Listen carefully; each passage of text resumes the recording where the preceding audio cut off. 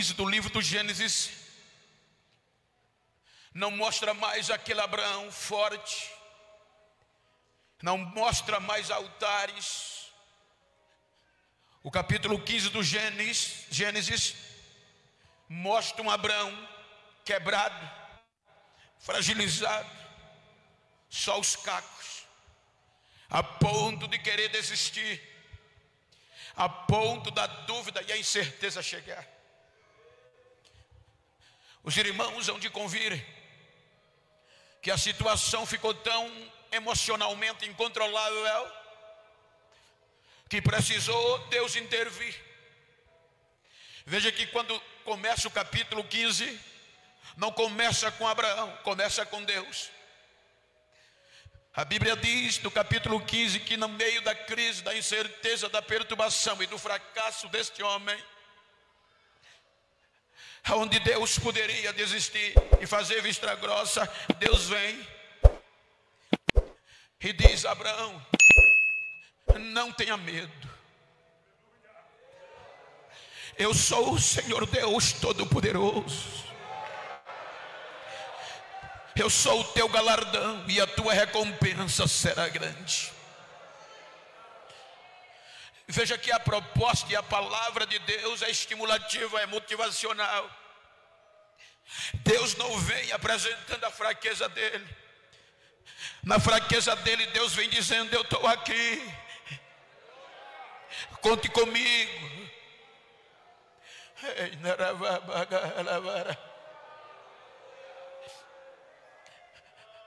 Mas não foi suficiente.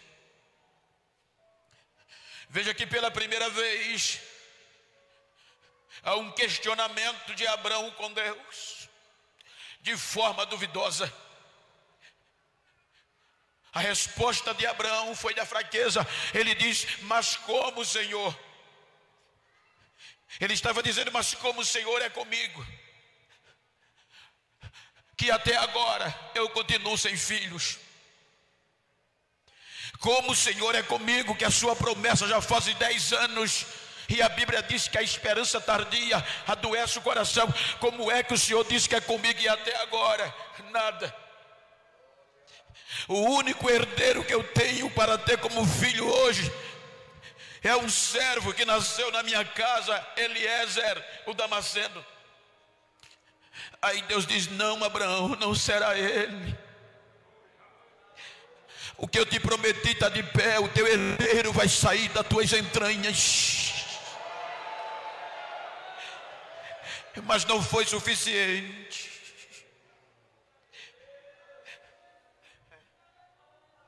Aí olha o que é que Deus faz para não desistir de um crente fraco. Com base no versículo 12 do capítulo 15, você vai entender que o sol apareceu, a madrugada foi embora.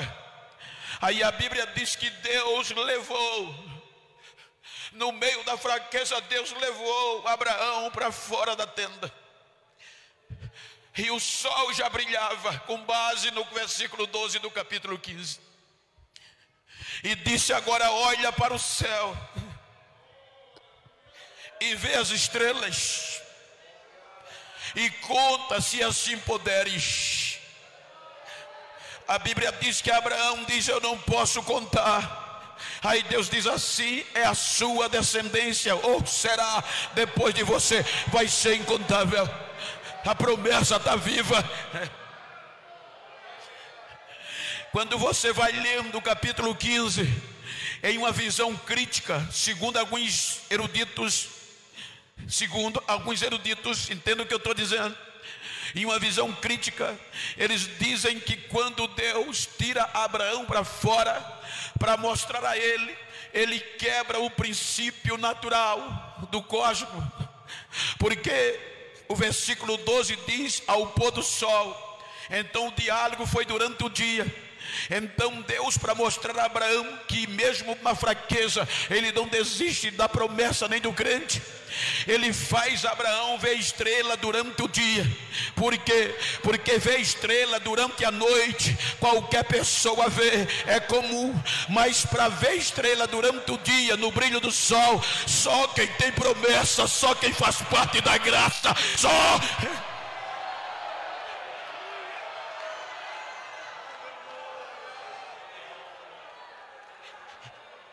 Você pode olhar que as maiores manifestações da graça de Deus foi no farrapo do ser humano, foi nos momentos mais críticos do ser humano, quando as circunstâncias diziam: ele vai desistir, este está perdido, Deus vai abrir mão dele, aí a graça vem.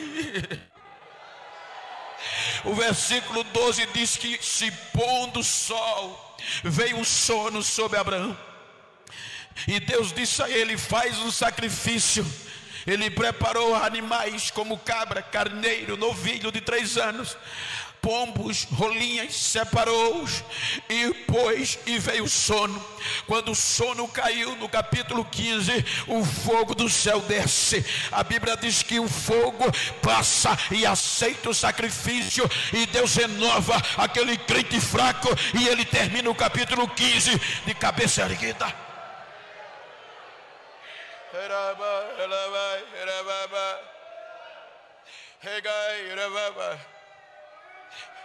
Capítulo 15 termina com Abraão renovado, restaurado. Quando chega ao capítulo 16, veja que eu não vou alternar a história, eu vou usar os 3 capítulos, 15, 16 e 17, para dar base ao que eu quero falar, com base na temática.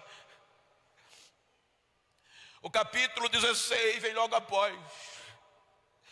É só virar a página, e na maioria das vezes, em algumas Bíblias nem precisa, está na mesma página. Aquele Abraão renovado, que a Bíblia diz no capítulo 15 que o impacto que ele viu foi tão grande que ele acreditou, e isso lhe foi imputado por justiça. Mas quando chega o capítulo 16, a fraqueza vem. Quando ele chega diante da esposa Sarai, ela tem um plano de atalho, colocando em dúvida a promessa de Deus, que foi ratificada no capítulo 15. O plano de Sarai era comum na antiga Mesopotâmia, era comum no Antigo Oriente. Por exemplo, havia 2 classes de escravas. A primeira era a ama.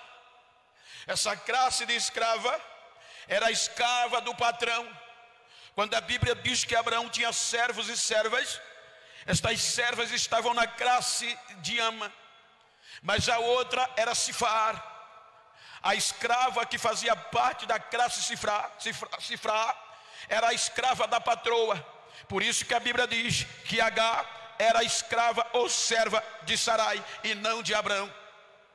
Então, no Antigo Oriente, era comum, quando havia uma impossibilidade patológica de uma mulher patroa ter gestação, se juridicamente, vamos falar para abrir o entendimento, ela tinha o direito de pegar aquela empregada, aquela sua criada, aquela sua serva, e dar ao marido, para que ele tivesse relação com ela.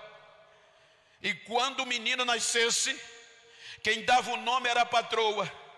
Base bíblica, se você observar, quando Jacó casou com Lia e com Raquel, veja que Raquel não tinha filhos, e Lia teve uma pausa também.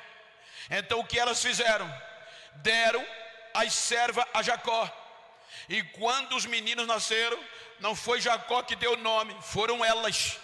E isso dava direito jurídico que aquela criança fosse filha da patroa. Veja que mesmo sendo filho de escrava, mas escrava Cifar da patroa, os filhos de Lia e os filhos de Raquel das escravas, Bila e Zilpa, eles estão escritos como filhos de Jacó nas 12 tribos de Israel. Então isso era comum. Veja que isso foi depois. Então Sarai elabora um projeto perfeito como um atalho para cumprir essa promessa de Deus. O projeto de Sarai tinha apoio jurídico, mas não era de Deus, porque estava pondo em dúvida a promessa de Deus.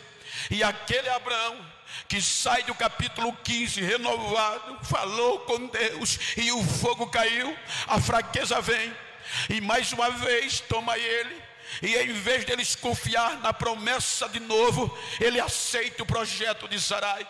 Isso é atalho, e crente que tem promessa não deve usar atalho, e se usar não vai chegar no destino. Uma das coisas mais difíceis da fé é que Deus mostra o começo e mostra o fim. Ele diz: eu vou te tirar daqui e vou te colocar lá. Mas ele não mostra o período, o intervalo entre um e o outro, porque se ele mostrar, a gente desiste antes de aceitar o começo. Mas ele é fiel, mesmo a fraqueza vindo, ele está de pé. Qual era o projeto de Sarai? Eu vou lhe dar a minha escrava. Ei, rapaz, você vai ter relação com ela. E quando o menino nascer, eu coloco o nome. E se eu colocar o nome, ele é meu. E Abraão disse: está fechado.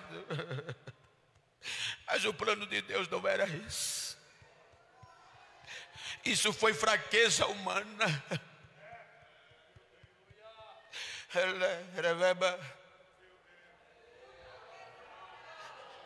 E ele aceita o projeto, porque quem dá o nome ao projeto tinha direito, era maior, tinha domínio sobre ele.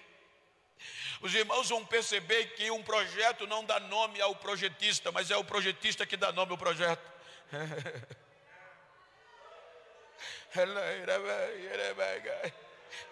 Por exemplo, aqui está evangelista André. Enquanto ele respirar, enquanto ele viver, esse nome vai o acompanhar.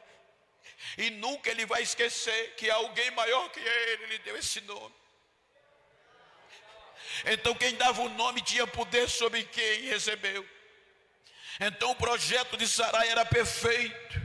O projeto de Sarai era eloquente. Tem tudo para dar certo. Tem o apoio jurídico. Agora tem o apoio de Abraão. E eles entram na execução do projeto. Só que a Bíblia diz que quando Agar percebeu que engravidou, ela ensoberbeceu. Por quê? Porque agora quando Agar engravidou, ela sai da classe de Zifá, a escrava da patroa, ela entra em concubina, ela muda de classe, ela cresce. Então quando ela muda de classe de Zifá para a concubina, ela se acha. E aqui está um dos piores momentos, porque nós como seres humanos é natural. Quando a gente alcança o que a gente quer, quando a gente alcança a vitória, a primeira coisa é guardar a espada. Alcancei, eu consegui. É aqui que mora o perigo.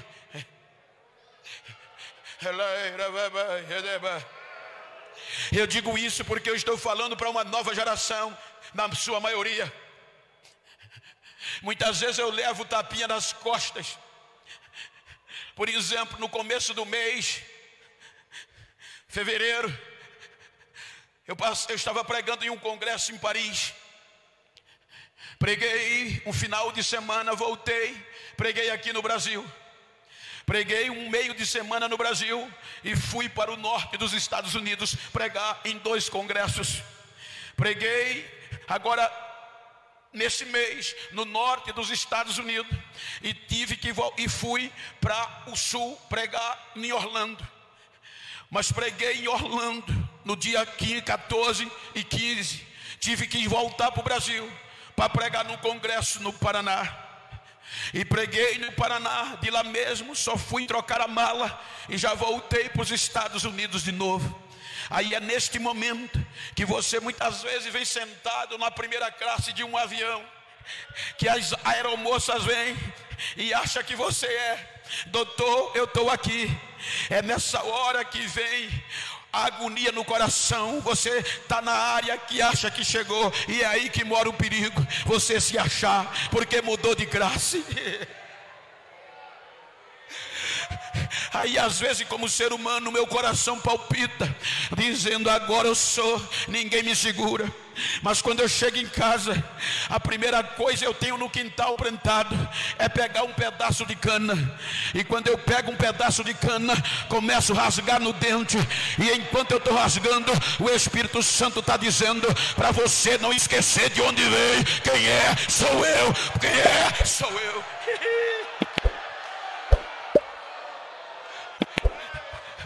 Então olha para quem está ao teu lado, diga: quando você mudar de graça, quando você subir de graça, não esquece a raiz.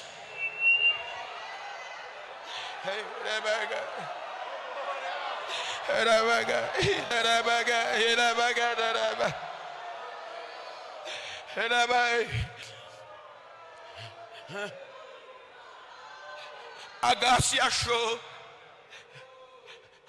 o projeto se achou e começou a desobedecer a patroa. A fraqueza vem e agora pega os três. Aí ela vai para Abraão, a patroa Sarai vai para Abraão e diz a ele: a culpa é sua, ela não está me obedecendo. Aí Abraão olha e diz: mas o projeto é seu. Aí Sarai diz nas entrelinhas: se o problema é esse, eu descarto o projeto.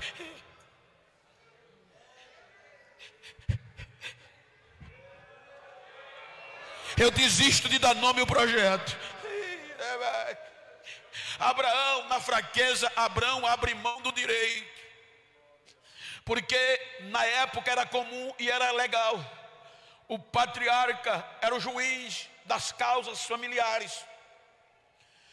Ele julgava e conforme o seu julgamento era tratado. Veja o que Abraão faz na fraqueza. Agora ele diz a Sarai: ela ainda é. Veja que esta colocação mostra dizer que ela tinha subido, mas ele diz: ela ainda é a tua escrava. Faz com ela o que você quiser legalmente. Eu sou advogado, sou administrador, sou teólogo, mas na minha pouca conhecimento, eu não posso julgar em causa própria. Se um parente meu, eu sou o juiz, um parente meu vai se tornar réu, eu vou ter que abrir mão de julgar porque o caso é suspeito. Então Abraão pegou uma escrava, um projeto que a própria Sarai elaborou, e esse projeto a ofendeu e ele deu o direito dela julgar. Se fosse você, como você julgaria alguém que te ofendeu e não te respeita mais? Ele entrega Agar na mão de Sarai, e Sarai abriu mão do projeto e descartou. O projeto era o jovem Ismael, mas Sarai disse: não vou dar mais nome, vou abrir mão, e começou a maltratar. A Bíblia diz que Sarai apertou tanto com ela que ela não suportou. Abraão se calou, Sarai oprimiu, e Agar desceu de graça.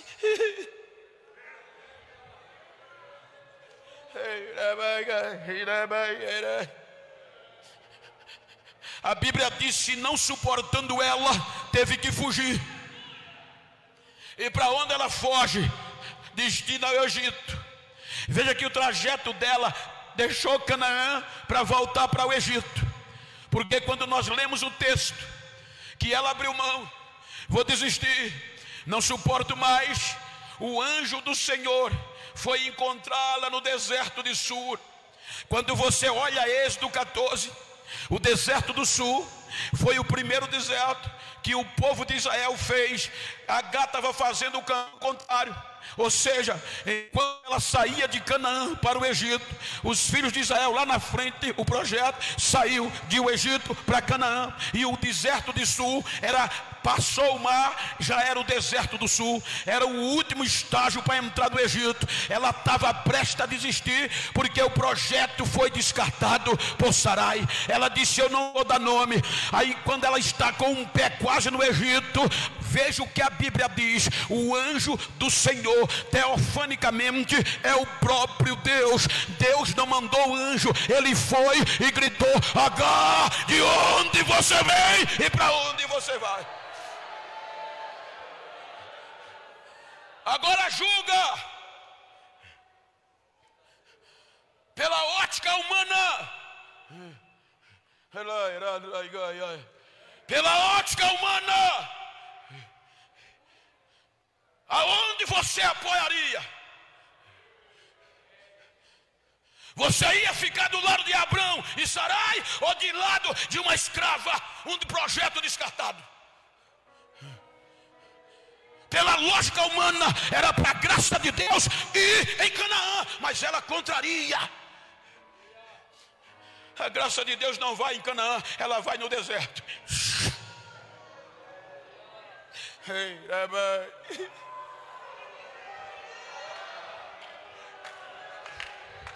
Ela vai no ponto mais fraco.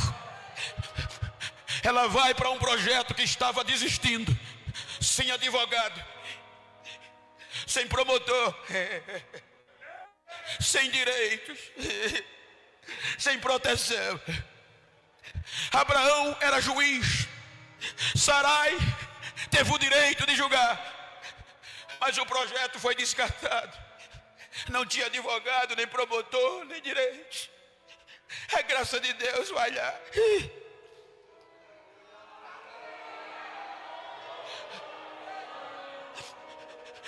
E diz: de onde tu vem, para onde tu vai? Eu estou fugindo da minha senhora. Olha que detalhe importante. Se você ler do capítulo 1 até aqui, e em toda a história bíblica, ela foi a primeira mulher da história da Bíblia com quem Deus falou pelas escritas. Mesmo Sarai sendo mulher de Abraão, patroa, direito de julgar, ela não falou com Deus até aqui. Mas uma estrangeira, uma escrava, sem direito, sem advogado, se torna a primeira.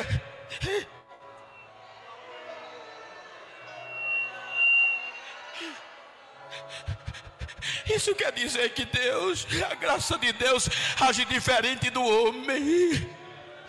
Enquanto o homem descarta, a graça diz: ainda serve.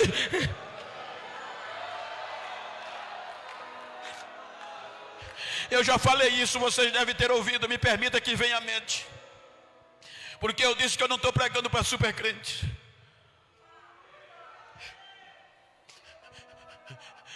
Eu tenho um amigo que é policial, ele é do exército americano, e por esses dias aposentou, deve fazer parte do FBI. Mas ele disputou, ele lutou a guerra do Afeganistão.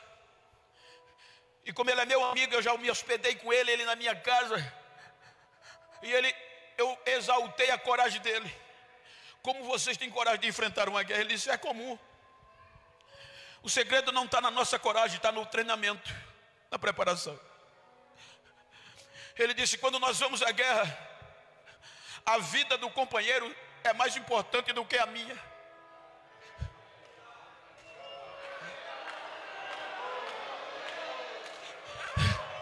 Ele disse: se eu perceber que uma bala, um projétil vem atingir o meu companheiro de combate, é meu dever ficar na frente para protegê-lo. Você lembra que no contexto Jesus disse: alguém tem maior amor do que esse? De dar a própria vida pelos seus amigos. Aí ele disse: Geno, tem momentos que passa e uma bala atinge um companheiro. Quando a gente percebe, ele já está sangrando. A bala é tão forte, leva a perna, leva o braço. E a razão diz: continua, ele não serve mais não. Mas o treinamento diz: vai olhar se ele ainda respira. Quando ele se aproxima, a pessoa está sangrando, sem braço, mas ainda respira. Aí o treinamento diz: então se ainda respira, ainda serve. Coloca no ombro, ainda serve. É aí que entra a graça de Deus. A graça é favor imerecido. Graça é o perdão sem a dívida ser paga. A Bíblia diz: Ele nos amou quando nós éramos ainda devedores. Graça é eu ter uma sociedade com o pastor João, e eu roubo, sou infiel a ele, e fujo, deixo o rombo financeiro, levo todo o dinheiro da sociedade e desapareço. Depois de alguns anos eu volto com a cara lisa, sem pagar a dívida, e digo: pastor João, voltei, mas não tenho condição de pagar. Posso ser seu sócio de novo? Se ele disser: aperta aqui, você é meu sócio de novo, isso é graça, isso é perdão. Porque o perdão vem quando a dívida ainda não é paga. Quando a dívida é paga, é justiça. Por isso que a Bíblia diz que Deus nos amou primeiro quando nós era ainda pecador. Ele perdoou, e para cumprir a justiça, Jesus pagou. Ele fez perdão, amor e fez justiça, e nós somos justificados. Por que ele fez isso? Para que Satanás não tenha direito de, da nossa fraqueza, roubar de nós. Ele pagou, ele cumpriu.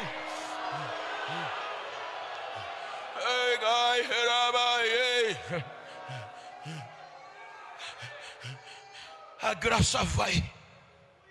E olha que coisa linda. De onde tu vens e para onde tu vais? Eu estou fugindo da minha senhora. Ele não passa na cara a fraqueza. Ele diz: volta. Te humilha ela, porque você está grávida. Você vai ter um filho, e vai colocar o nome dele de Ismael. Lembra que eu disse que quem bota o nome no projeto é quem assume. Já que H descartou, já que H eliminou o projeto e disse: nome eu não vou dar, aí Deus disse: eu assumo. Deixa comigo, quem vai dar o nome sou eu, quem vai dar o nome sou eu, e ela vai ter que engolir. Diga para quem está ao seu lado, diga: me faz um favor. Diga: a partir desse congresso, se tu encontrar alguém que me descartou, que não queria me encarar, dá um recado a ele. Diga que ele vai ter que me engolir. Eu estou voltando para Canaã. Egito não é o meu lugar. Meu ponto final é Canaã. É Canaã. Eu aí para essa.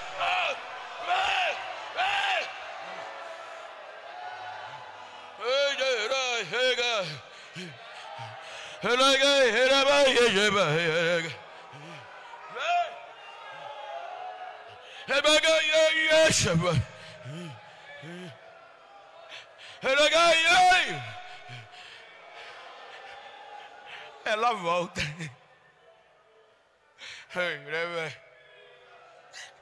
O projeto agora não era mais de Sarai, era de Deus.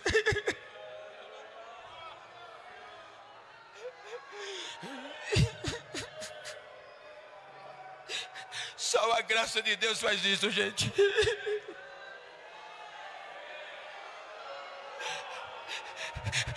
Acreditar em os dos descartados.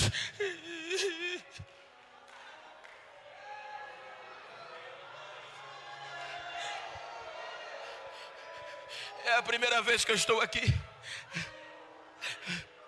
Quando me disseram: negro, tu não vale o que come. Eu cheguei na igreja com 27 anos. Tenho 30 anos de fé. Aqui tem nordestino, o cantor é nordestino, sabe o que eu estou falando. A nossa região, a cultura é cana de açúcar. E eu me cresci dentro do canavial. Às vezes só não comia carne, bebia caldo de peixe ou caldo de carne de boi no domingo, porque o papai só podia comprar 1 quilo, eram 13, fora ele e a mamãe. E quando comprava no dia do domingo, sempre chegava visita. Então, como filho, a gente só bebia um pouquinho do caldo, e a carne era para visita. Muitas vezes era um pão dividido para 4.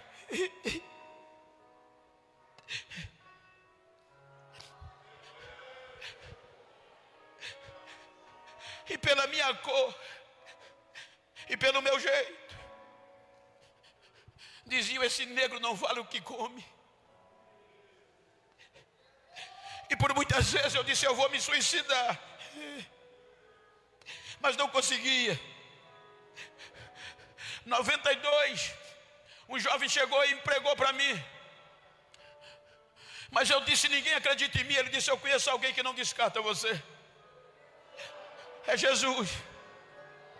Me levou para a igreja e Jesus me aceitou com todos os defeitos. Com 15 dias me batizou no Espírito Santo. Com 1 mês eu fui batizado nas águas. E já pregava no canavial, lamparina na mão. 10, 15 irmãos andavam 15, 20 quilômetros para ganhar 1 alma ou 2 dentro do matagal e do canavial. Mas diziam: esse negro nem para ser crente presta. 1 ano e meio de crente, chegou um pregador, olhou para mim e disse: Deus está mandando eu te dizer que o mundo vai ouvir falar o teu nome.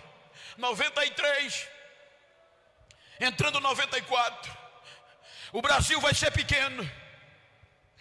Aquele culto era numa igrejinha pequena onde eu congreguei na Fazenda Canoas, 6 de largura com 12 metros de comprimento, chão batido, púlpito de cimento.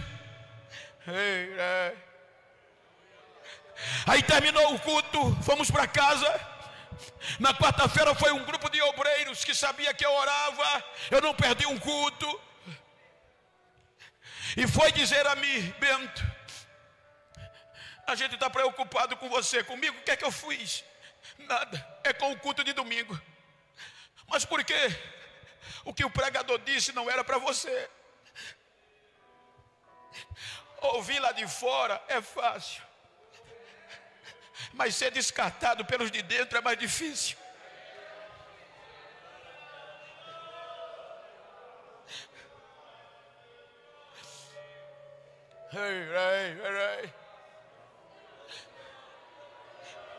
Mas por quê? Porque você tem 3 defeitos, que é impossível. O pregador errou. Ora, quais são os meus defeitos? Você é pobre, analfabeto e é preto. Tira o cavalinho da chuva. Eu fui descartado da igreja.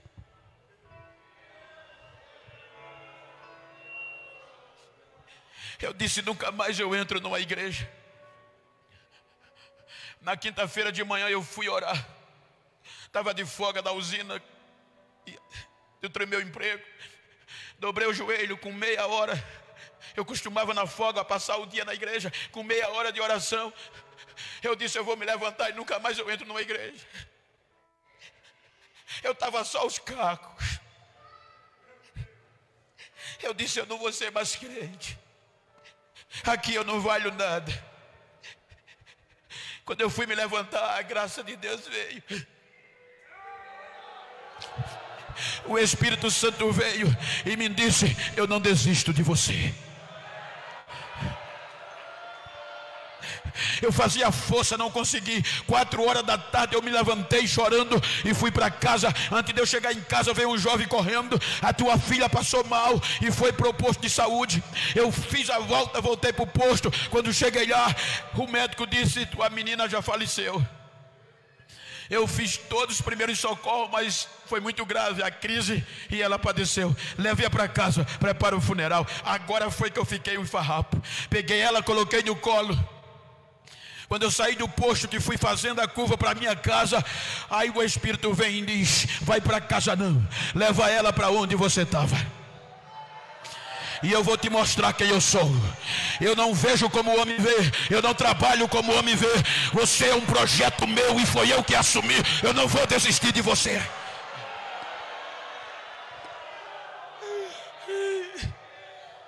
Joguei a menina no púlpito da igreja que tinha deixado a porta entreaberta. Comecei a gritar com a minha esposa. Foram dizer ao médico, ele está doido. O médico veio, os vizinhos cercaram a igreja. Eu só lembro que o médico pôs a mão na minha nuca e disse: calma, filho, tenha paciência. Quando ele disse assim, eu vi uma voz dizendo: fui eu que te trouxe aqui para te dizer que o projeto é meu, está vivo, está de pé e ninguém vai eliminar. Para você saber que sou eu, olha o que é que eu estou fazendo. Quando ele disse assim, a menina deu um salto, começou a dar glória, começou a correr. Ele ressuscitou, o médico ficou boquiaberto e eu gritava: o meu Deus é vivo, o meu Deus é vivo, o meu Deus é vivo, o meu Deus é vivo.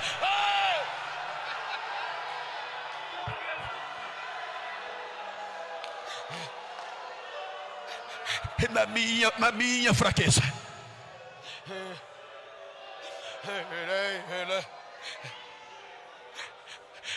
O médico não entendeu. Os vizinhos aceitaram Jesus.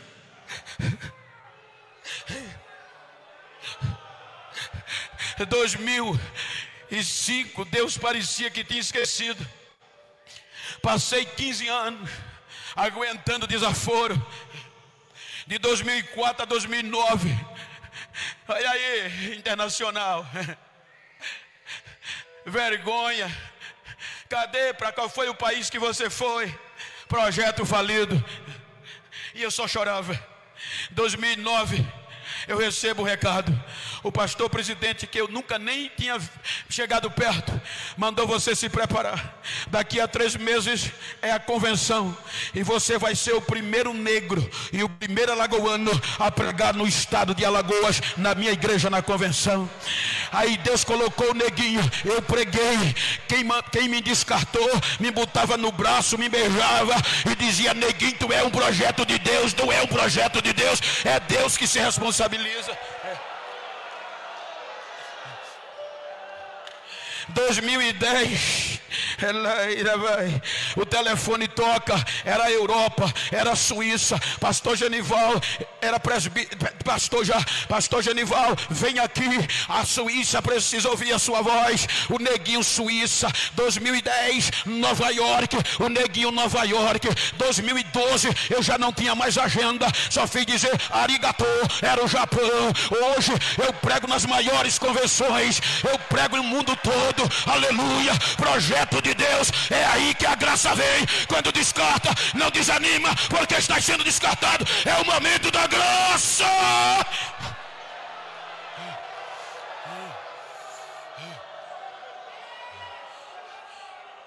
Tem gente que olha para mim e diz: eu não concordo. Com o quê? Com o que Deus fez. Você é pobre, preto, não fala bonito, simples, e Deus foi lhe dar unção e lhe leva para o mundo todo pregar o evangelho. Eu não concordo, porque tem gente mais bonitinho, tem gente mais limpo, tem gente de mais postura, e você não tem postura nenhuma. Eu não concordo. Eu encho o peito de ar e digo: concordando ou não, problema seu. É pela graça, é pela graça, é a graça, não é o valor, é a graça.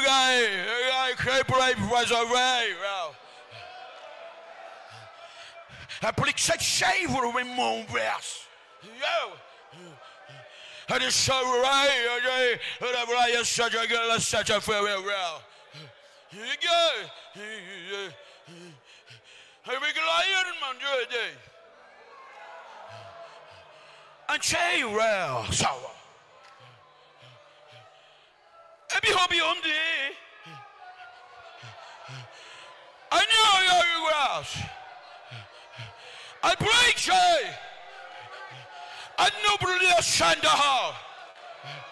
Aí a urna Jehová Shadagol.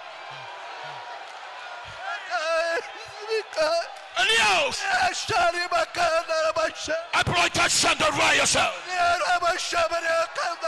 esta noite eu estou tirando o projeto de baixo e estou levando às alturas.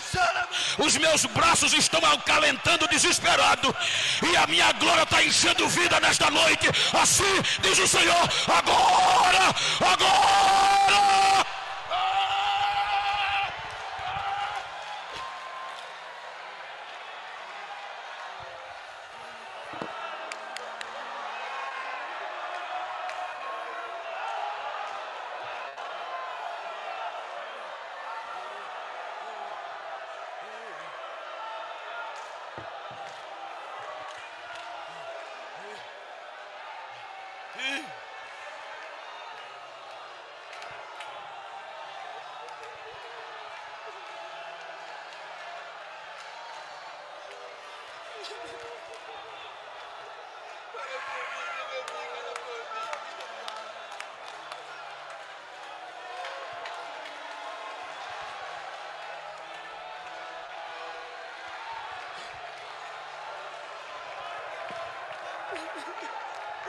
Deixa eu ouvir o barulho dos projetos que Deus assumiu. Deixa eu ouvir o barulho do projeto que Deus assumiu.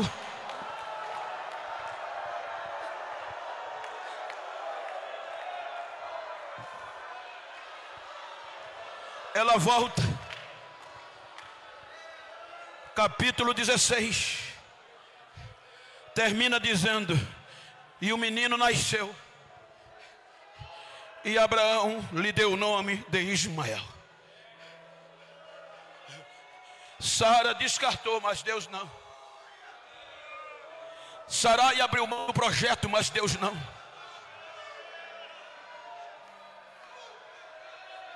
Capítulo 17. Deus tinha motivo para desistir dessas pessoas. Aí Deus vem e diz: Abraão, anda na minha presença e ser perfeito. Eu vou fazer com você um renovo de novo. Se o inferno pensava que eu ia desistir de você, quebrou a cara. Eu vou fazer uma nova aliança.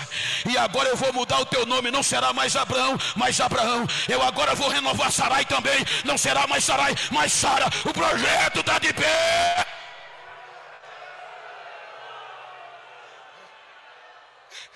Quando o inferno pensa que levou tudo,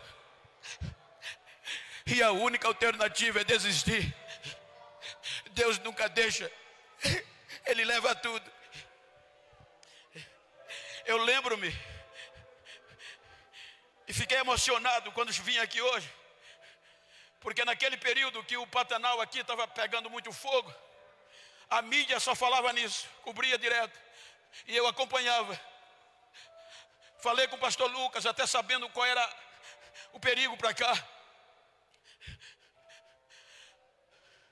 E na reportagem eu via os piores, mas fortes animais fugirem, com medo do fogo. Outros eram mortos. Aí me mandaram uma alegoria daquela causa, dizendo, alegoria na situação, para trazer real, de forma clara, uma aplicação.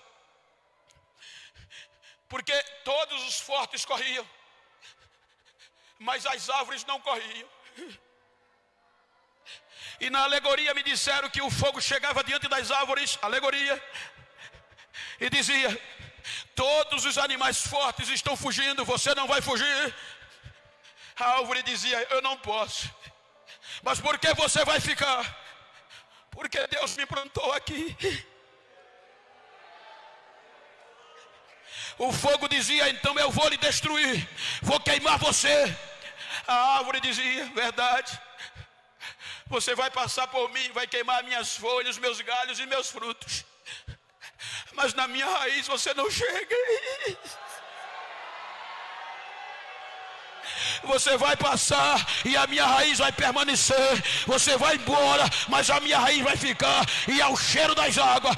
Eu fui procurar uma cientista e ela disse: Bento, quando a Bíblia diz o cheiro das águas, está dizendo que a raiz nem precisa que a chuva caia. Quando a nuvem vem, ela já começa a estremecer. Eu vou ressurgir, eu vou ressurgir, eu vou ressurgir, eu vou ressurgir, eu vou ressurgir.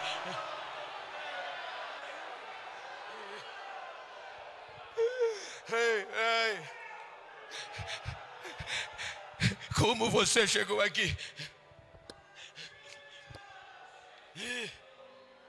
Eu disse que eu não estou pregando para super crentes. Você pode chegar aqui só o farrapo, querendo ser o último congresso, querendo entregar, querendo desistir.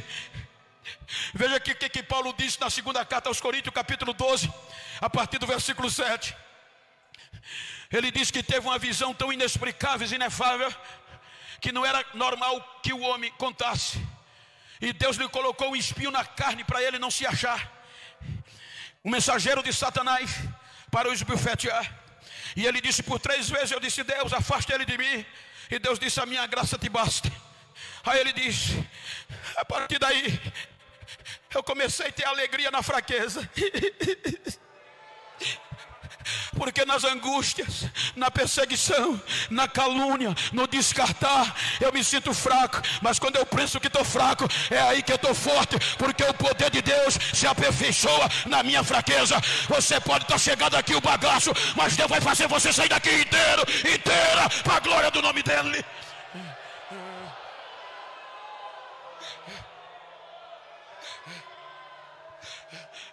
O leão, 85% da vida de um leão é de fracassos.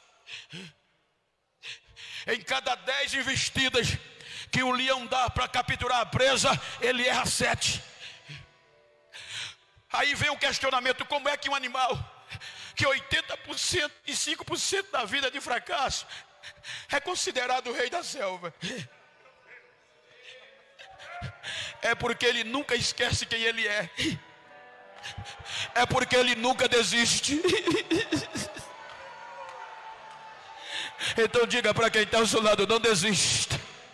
Porque Deus sempre deixa alguma coisa para você se agarrar e não desistir.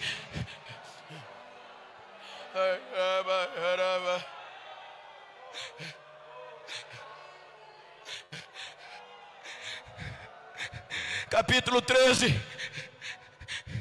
versículo 38. Apresenta um homem dizendo: eu vou dar a vida pelo Senhor. Se for preciso, eu vou dar a vida pelo Senhor. Para onde o Senhor vai? Para onde eu vou, você não pode ir agora. Veja o homem forte, a ponto de dizer: eu estou pronto para morrer pelo Senhor. Não passou uma semana, o capítulo 19 expõe a fraqueza.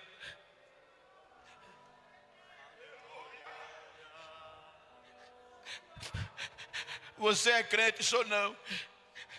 Eu vi você com ele, eu nem conheço ele. Aí eu pergunto: a fraqueza expõe Pedro. Aí eu pergunto: você teria coragem de colocar Pedro de novo no ministério?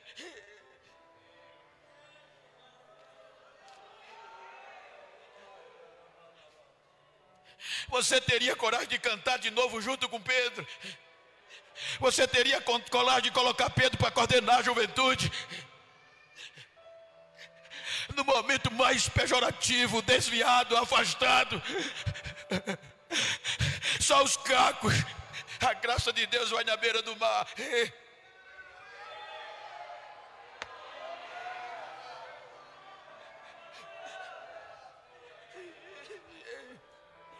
Pela lógica humana, pela credibilidade humana, não era para a gente estar falando aqui de Pedro, porque o fracasso de Pedro foi muito maior do que a sua fortaleza na ótica humana.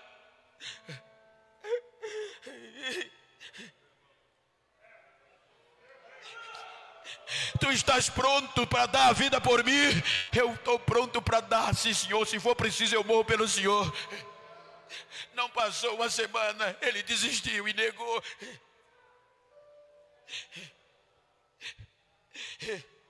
Nós, seres humanos, somos acostumados a descartar uns aos outros. Veja que o contexto do tema diz: o novo mandamento eu deixo para vocês: amai uns aos outros. Nós somos acostumados, quando alguém erra, comete uma fraqueza, tira do conjunto. Não estou defendendo o erro, estou falando o tema. Exclui, não liga mais para lá, abandona, tira a credencial, rasga. O evangelho não diz isso. O evangelho diz: vai atrás, vai atrás, vai atrás, não desiste.